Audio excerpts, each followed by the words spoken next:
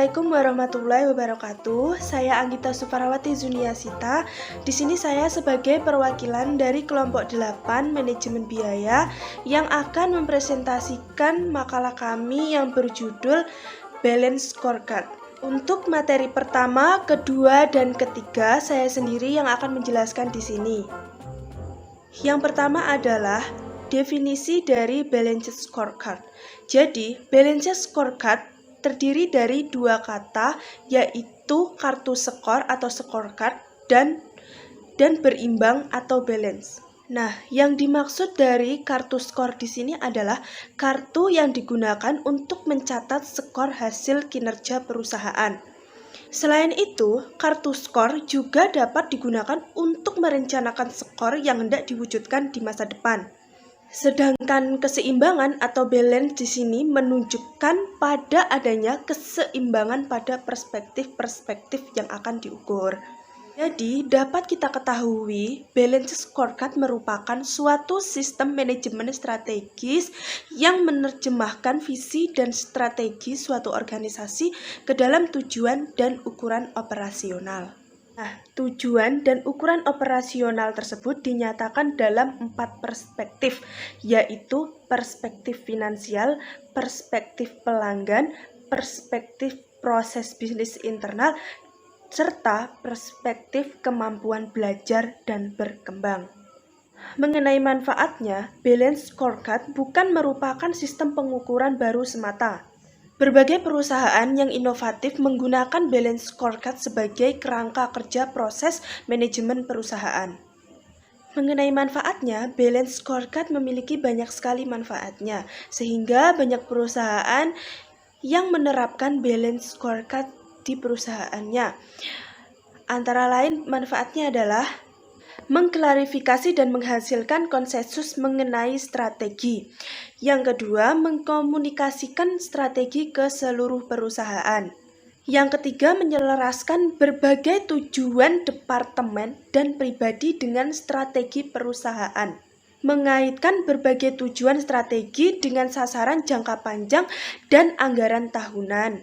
Yang kelima, mengidentifikasikan dan menyelaraskan berbagai inisiatif strategi. Yang keenam, melaksanakan peninjauan ulang strategi secara periodik dan sistematis. Dan yang terakhir, mendapatkan umpan balik yang dibutuhkan untuk mempelajari dan memperbaiki strategi. Selanjutnya saya akan menjelaskan tentang sejarah Balance Scorecard ini. Jadi itu ide pertama kali Balance Scorecard ini dikeluarkan atau dipublikasikan pertama kali itu pada artikelnya Robert S. Kaplan dan David P. Norton di Harvard Business Review pada tahun 1992. Pada tahun 1992 itu Kaplan dan Norton ini mulai mengembangkan konsep pengukuran kinerja yang dikenal dengan Balance Scorecard atau BSC sebagai koreksi atas berbagai kelemahan ukuran kinerja finansial. Nah, pada tahun 2000, Balance Scorecard tidak lagi hanya dimanfaatkan oleh seluruh personal seperti manajemen dan karyawan untuk mengelola perusahaan. Balance Scorecard di sini juga memberikan kerangka yang jelas bagi seluruh personel untuk menghasilkan kinerja keuangan melalui perwujudan berbagai kinerja non-keuangan. Hingga pada tahun 2006 mulai dikembangkan untuk mengintegrasikan dua metode, yaitu metode manajemen strategik berbasis Balance Scorecard dan metode pengelolaan kinerja personel. Itu tadi materi yang sudah saya jelaskan dari definisi dari Balance Scorecard, terus tujuan dan manfaatnya Balance Scorecard, hingga sejarah dari Balance Scorecard. Dan untuk materi selanjutnya akan dijelaskan oleh pemateri lainnya. Terima kasih. Materi selanjutnya yaitu tentang fungsi Balance Scorecard.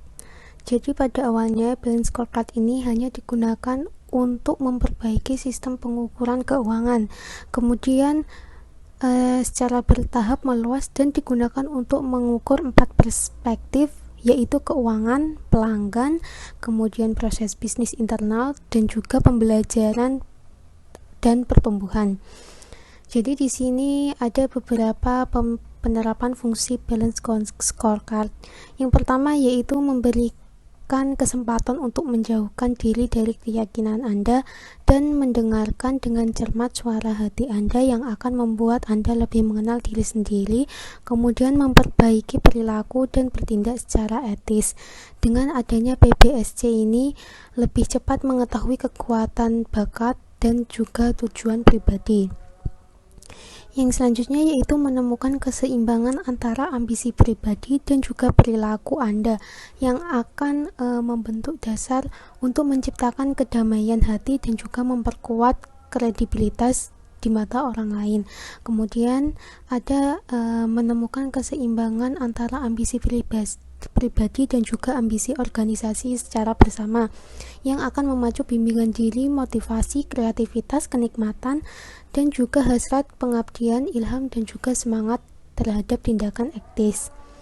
Yang selanjutnya yaitu menciptakan kerangka bagi perbaikan diri sendiri, di mana terfokus pada pengembangan diri maksimal, kesejahteraan, dan juga keberhasilan dalam masyarakat, juga dalam kehidupan pribadi. Kemudian ada fungsi sebagai input untuk pengembangan kemampuan karyawan perorangan. Yang selanjutnya yaitu mengurangi kesenjangan antara hidup normal dan cara hidup dalam organisasi. Kemudian poin selanjutnya yaitu perspektif balance scorecard itu sendiri. Jadi balance scorecard ini memiliki 4 perspektif yang digunakan sebagai ukuran untuk menilai kinerja dari sebuah entitas bisnis. Yang pertama yaitu ada perspektif finansial, yaitu di mana tujuan finansial sendiri menjadi fokus tujuan dan ukuran di semua perspektif lainnya. Jadi setiap ukuran yang terpilih harus merupakan hubungan sebab akibat yang pada akhirnya akan meningkatkan kinerja finansial itu sendiri. Kemudian di sini ada poin yang A yaitu rapid growth, di mana posisi ini merupakan tingkatan pertama dari awal dalam sebuah siklus hidup perusahaan. Yang kedua yaitu sustain, di mana mayoritas unit bisnis dalam sebuah perusahaan ada pada tingkatan sustain, di mana perusahaan akan tetap melakukan investasi maupun nilai investasi dengan tingkat pengembalian yang melebihi tingkat investasi modal yang akan dilakukan. Kemudian di sini ada harvest, di mana pada poin ini perusahaan telah mengalami tingkatan kematangan dalam suatu operasionalnya. Lalu lanjut, yang kedua ada perspektif pelanggan. Jadi di sini menurut Kaplan dan Norton, jadi kecenderungan konsumen terhadap suatu barang itu atau produk jadi umumnya dilatar belakangi oleh 4 kategori. Yang pertama di sini ada waktu, kemudian ada kualitas dan juga kinerja dan pelayanan, kemudian ada biaya. Yang ketiga di sini ada perspektif proses bisnis internal. Jadi pada perspektif ini manajer juga harus mengidentifikasi berbagai proses internal yang sangat penting untuk mencapai tujuan pelanggan dan juga tujuan dari suatu perusahaan secara finansial. Kemudian yang keempat yaitu ada perspektif pembelajaran dan juga pertumbuhan. Jadi hal ini juga didasari dari hal ini mendasari diperlukannya suatu perspektif pembelajaran dan juga pertumbuhan, yaitu adalah selalu berbanyak target-target yang ditetapkan oleh perusahaan tersebut. Untuk perspektif pembelajaran sendiri dan juga pertumbuhan mencakup dari 3 prinsip kapabilitas yang terkait dalam kondisi internal suatu perusahaan. Yang pertama di sini ada kapabilitas pekerja, di mana merupakan bagian kontribusi pekerja pada perusahaan.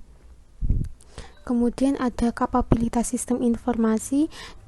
Yang ketiga yaitu ada iklim organisasi. Jadi inti dari perspektif pembelajaran dan pertumbuhan ini sendiri, yaitu balance scorecard lebih menekankan pada aspek organisasi, bagaimana perusahaan bisa memanfaatkan sumber daya manusia yang ada menjadi faktor keunggulan yang lebih kompetitif. Assalamualaikum warahmatullahi wabarakatuh. Saya Yusri Liata Dwitama, NIM 216. Di sini saya akan menjelaskan yang pertama poin F tentang balance scorecard sebagai alat ukur kinerja organisasi. Kinerja organisasi akan diukur dan dievaluasi dengan tujuan dapat mengetahui apakah strategi organisasi telah dijalankan dengan baik atau tidak.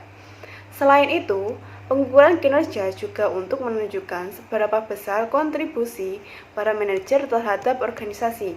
Pada akhirnya, hasil penilaian kinerja tersebut akan menjadi sumber informasi bagi organisasi dalam melakukan mengevaluasi terhadap tindakan manajer. Tidak hanya itu, penilaian kinerja yang dilakukan oleh organisasi juga dapat dijadikan suatu tolok ukur dalam melakukan penyusunan strategi-strategi bisnis dan akan menjadi dasar bagi organisasi dalam melakukan penyusunan suatu sistem imbalan organisasi. Dengan melakukan perancangan sistem pengukuran kinerja, organisasi akan dapat melakukan hal-hal berikut. Yang pertama, memberikan motivasi kepada karyawan atau personilnya sehingga dapat memberikan pelayanan sebaik-baiknya kepada pelanggan ataupun sebagai pemasok. Yang kedua, menyusun dan membuat tujuan strategis sebagai organisasi yang mudah dipahami oleh semua anggota organisasi. Yang ketiga, menjalin hubungan jauh lebih dekat dengan pelanggan dengan harapan organisasi dapat mengetahui harapan pelanggan atas keluaran yang dihasilkan organisasi.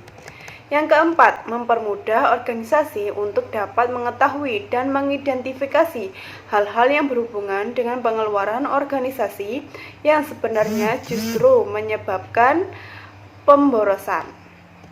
Yang kelima, mengajak dan memberikan reward bagi karyawan yang dapat memberikan bantuan untuk mendongkrak kinerja organisasi melalui etos kerja yang sesuai dengan harapan organisasi. Selanjutnya poin G tentang balance scorecard sebagai sistem manajemen strategis. Manajemen strategis biasanya dihubungkan dengan pendekatan manajemen yang integratif yang mengedepankan secara bersama-sama seluruh elemen seperti planning, implementing, dan controlling sebuah strategi bisnis. Tujuan utama dari manajemen strategis adalah untuk mengidentifikasi mengapa dalam persaingan beberapa perusahaan bisa sukses sementara sebagian lainnya mengalami kegagalan. Komponen utama proses manajemen strategis meliputi misi dan tujuan organisasi, analisis lingkungan internal dan eksternal organisasi, pilihan strategi yang selaras dan sesuai dengan antara kekuatan dan kelemahan perusahaan dengan peluang dan ancaman lingkungan eksternal. Yang terakhir, pengadopsian struktur organisasi dan sistem pengendalian untuk mengimplementasikan strategi organisasi yang dipilih. Baik, itu saja yang saya jelaskan. Apabila ada salah kata, saya mohon maaf. Terima kasih.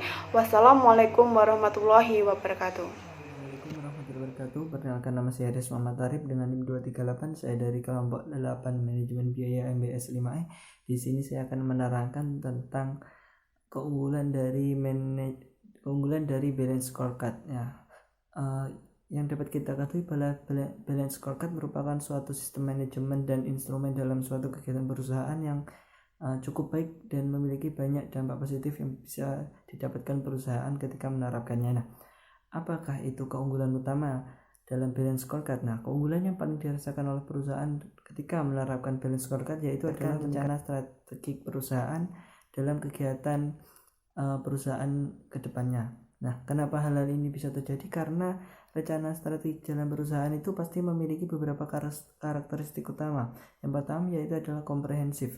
Nah, komprehensif ini yaitu dengan penerapan balance scorecard di mana yang apabila diterapkan sistem penilaian yang secara tradisional ataupun biasa, maka perspektif yang hanya dianalisis hanyalah perspektif keuangan. Sedang dengan penerapan balance scorecard maka akan ditambah dengan 3 perspektif lain seperti perspektif pelanggan, perspektif bisnis internal, terus ada perspektif pembelajaran dan pertumbuhan. Nah, yang selanjutnya adalah karakteristik koheren. Nah, koheren ini adalah sebuah kemunculan ataupun hubungan sebab akibat atau causal relationship dalam sistem manajemen perusahaan. Nah, maksudnya hubungan di sini adalah apabila sistem-sistem sebelumnya itu selalu menerapkan itu yang ataupun mengawasi beberapa hal yang memang memiliki hubungan dengan keuangan, maka dalam balance scorecard ini hal-hal yang memang tidak ada hubungan dengan keuangan maka akan dihubungkan dengan keuangan, sehingga semua hal itu akan memiliki dampak ataupun harus memiliki hubungan dengan kegiatan keuangan perusahaan. Yang selanjutnya adalah seimbang.